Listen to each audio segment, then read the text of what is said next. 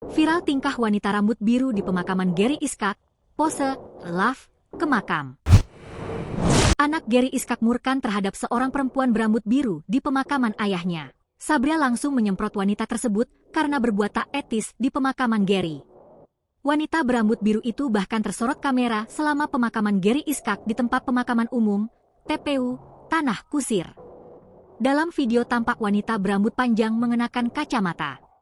Dia juga menaruh kacamata hitam di rambut birunya. Sepanjang pemakaman, ia berdiri di belakang istri Gary, Richa Novisha dan anak almarhum. Richa dan anaknya yang sedang berduka tak kuasa menahan tangis. Sementara wanita rambut biru itu sibuk merekam proses pemakaman Gary Iskak. Bahkan videonya pun diposting di akun TikTok-nya.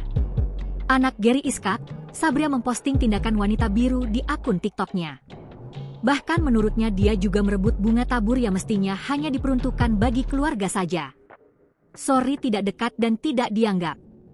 Keluarga saya juga gak suka. Dia juga mengganggu dan bahkan mengambil bunga bagian untuk keluarga saja, katanya.